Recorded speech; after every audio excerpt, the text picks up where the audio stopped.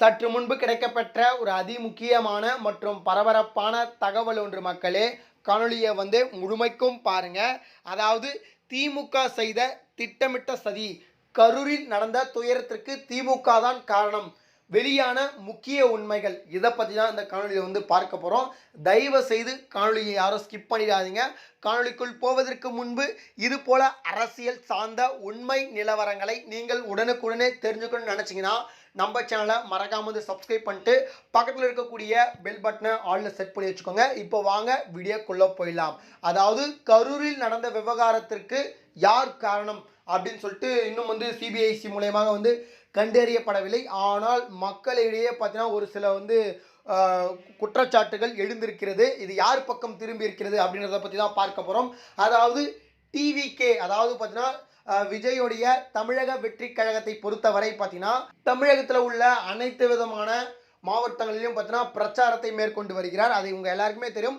கிட்டத்தட்ட 3க்கும் மேற்பட்ட மாவட்டங்களில் பிரச்சாரம் செய்து முடித்தார். நல்லபடியாக தான் முடிஞ்சிச்சு. ஆனால் அடுத்தபடியாக கரூர், அதாவது பார்த்தீங்கன்னா திமுகவுடைய கோட்டை, அது மட்டும் இல்லாமல் பார்த்தீங்கன்னா அமைச்சர், அதாவது பார்த்தீங்கன்னா அமைச்சராக இருந்த நம்ம அண்ணன் செந்தில் பாலாஜி அவருடைய கோட்டையாக இருக்கக்கூடிய கரூர் மாவட்டத்தில் அடுத்த பிரச்சாரம் அப்படின்னு சொல்லிட்டு நம்முடைய தமிழகம் வெற்றி கழகம் அறிவிக்கும் போதே பார்த்தீங்கன்னா நிறைய விதமான பிரச்சனைகள் வரப்போகிறது அப்படின்னு சொல்லிட்டு முன்கூட்டியே பார்த்தீங்கன்னா எல்லாரும் அறிந்த உண்மை அப்படின்னு தான் நினைக்கிறேன். ஆனால் இப்படி ஒரு பிரச்சனை வரும் அப்படின்னு சொல்லிட்டு யாருமே எதிர்பார்த்திருக்க மாட்டீங்க. கிட்டத்தட்ட 40க்கும் மேற்பட்டவர்கள் பார்த்தீங்கன்னா அந்த கூட்ட நெரிசலில் உயிரிழந்திருக்கிறார்கள் அப்படின்றத ஒரு சோகமான கருத்தை இதில் பதிவு செஞ்சுருக்கேன். ஆனால் இதுக்கு காரணம் திமுக தான் அப்படின்னு சொல்லிட்டு பார்த்தீங்கன்னா நிறைய பேர் விமர்சித்துட்டு இருக்காங்க. ஏன்னா ஒரு கட்சி பிரச்சாரம் நடத்துதுன்னா அதுக்கு குறுகிய, அதாவது பார்த்தீங்கன்னா அதுக்கு ஏற்ற இடங்களை கொடுப்பதும் அதுக்கான இடங்களை ஒதுப்பதும் எல்லாமே பார்த்தீங்கன்னா ஆளுங்கட்சியாக இருக்கக்கூடிய திமுக தான் செய்ய வேண்டும். அதாவது விஜய்க்கு ஏற்றது போல் பார்த்தீங்கன்னா ஒரு பெரிய இடத்தை கொடுக்கல அப்படின்றதுல ஒரு மிகப்பெரிய ஒரு குற்றச்சாட்டை முன்வைக்கிறார்கள். அது மட்டும் இல்லாமல் போதிய போலீஸ் பாதுகாப்பு அங்கே இல்லை அப்படின்ற மாதிரி சொல்கிறாங்க. நிறைய தொண்டர்கள் சரி பார்த்தீங்கன்னா இங்கே போலீஸே இல்லை அப்படின்ற மாதிரி தான் சொல்கிறாங்க. நடுவில் பார்த்தீங்கன்னா ஆம்புலன்ஸ்லாம் போகுது, எப்படி ஆம்புலன்ஸ் போகுது அப்படின்னு சொல்லிட்டு சொல்லிட்டு இருக்காங்க. அது மட்டும் இல்லாமல் விஜய் அவர்கள் அந்த கரூருடைய அமைச்சராக இருந்த செந்தில் பாலாஜி அவர்களை விமர்சிக்கும் போது தான் ஒருவராக பார்த்தீங்கன்னா சுருண்டு வீறாங்க. அப்போ தான் பார்த்தீங்கன்னா ஒருவராக பார்த்தீங்கன்னா இறக்கும் சம்பவம் ஏற்படுகிறது. நம்ம செந்தில் பாலாஜி அவருடைய பாட்டை நம்ம விஜய் அவர்கள் பாடும் பொழுது தான் பார்த்தீங்கன்னா இந்த சம்பவம் ஏற்பட்டது அப்படின்னு கூட சொல்கிறாங்க. அதாவது பாட்டிலுக்கு 10 ரூபாய், பாட்டிலுக்கு 10 ரூபாய் அப்படின்ற மாதிரி பார்த்தீங்கன்னா நம்ம விஜய் அண்ணன் அவர்கள் பேசினார்.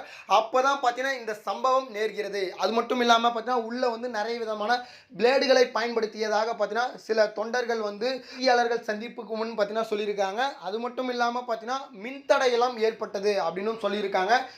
கண்டிப்பாக பார்த்தீங்கன்னா இந்த சூழ்ச்சிக்கு, அதாவது பார்த்தீங்கன்னா இந்த சம்பவத்திற்கு திமுகவு தான் பார்த்தீங்கன்னா சூழ்ச்சி அப்படின்னு சொல்லிட்டு நிறைய விதமான விமர்சனங்கள் போயிட்டு இருக்கு. நிறைய விதமான எதிர்க்கட்சிகள் பார்த்தீங்கன்னா நம்முடைய எடப்பாடி ஆகட்டும், அண்ணாமலை ஆகட்டும், அதுக்கப்புறம் பார்த்தீங்கன்னா நம்முடைய அன்புமணி அண்ணன் அவர்கள், சீமான் அவர்கள் அனைவரும் விமர்சிக்கக்கூடிய ஒரே விஷயமாகும். மற்றும் பார்த்தீங்கன்னா அரசியல் விமர்சனர்கள் விமர்சிக்கக்கூடிய ஒரே விஷயம் என்னமாக இருக்குன்னா பார்த்தீங்கன்னா கரெக்டாக சம்பவம் நடத்திற்கு பார்த்தீங்கன்னா விரைந்து அரை மணி நேரத்திற்கு முன்பதாக பார்த்தீங்கன்னா அமைச்சர்கள் வருகிறார்கள், முதலமைச்சர் வருகிறார்கள். ஆனால் அந்த இடத்துக்கு பார்த்தீங்கன்னா அவ்வளோ சீக்கிரத்தில் எப்படி அவங்க வரத்துக்கான சான்சஸ் என்னவா இருக்குது அப்படின்னு சொல்லிட்டு நிறைய பேர் விமர்சிக்கிறாங்க. குறிப்பாக ஏற்கனவே பார்த்தீங்கன்னா 2024ஆம் ஆண்டு அப்போது பார்த்தீங்கன்னா இந்த கள்ளச்சாராயம் குடித்து பார்த்தீங்கன்னா 66 பேர் உயிரிழந்திருக்காங்க. அப்போ இந்த முதலமைச்சர் செல்லலை, அப்போ பார்த்தீங்கன்னா அமைச்சர்கள் செல்லலை. ஆனால் பார்த்தீங்கன்னா இப்போ நம்முடைய அமைச்சர்கள் கதறாங்க அப்படின்ற மாதிரி சொல்லியிருக்காங்க. குறிப்பாக பார்த்தீங்கன்னா கல்வித்துறை அமைச்சரும் பார்த்தீங்கன்னா கதறாரு. குறிப்பாக என்ன சொல்கிறாருன்னா அவர், நாங்கள் தான் ஆல்ரெடி சொல்லியிருக்கோம்ல இன்ஸ்ட்ரக்ஷனை ஃபாலோ பண்ணுங்க அப்படின்னு சொல்லிட்டு அப்படி கதறாரு. ஆனால் அப்போ எங்கே போனார்? அதாவது 66 பேர் பார்த்தீங்கன்னா கள்ளச்சாராயம் குடித்து உயிரிழக்கும் போது பார்த்தீங்கன்னா இவங்களாம் எங்கே போனாங்க அப்படின்னு சொல்லிட்டு மக்கள் பேசும் பொருளாக இது ஆயிருக்கு. ஆனால் பார்த்தீங்கன்னா யார் தான் இது குற்றவாளி அப்படின்னு சொல்லிட்டு தெரியல. இந்த உண்மை என்ன அப்படின்னு சொல்லிட்டு சிபிஐசி அவர்கள் கண்டுபிடித்து அதுக்கான தண்டனை கொடுப்பார்கள் அப்படின்னு சொல்லிட்டு எதிர்பார்க்கப்படுகிறது. பார்ப்போம் என்ன நடக்குது அப்படின்னு சொல்லிட்டு. அரசியலில் நிறைய விதமான மாற்றங்கள் ஏற்படுவதற்கான வாய்ப்புகள் இருந்துக்கு. இணைந்திருங்க நம்ம சேனலோட. நன்றி.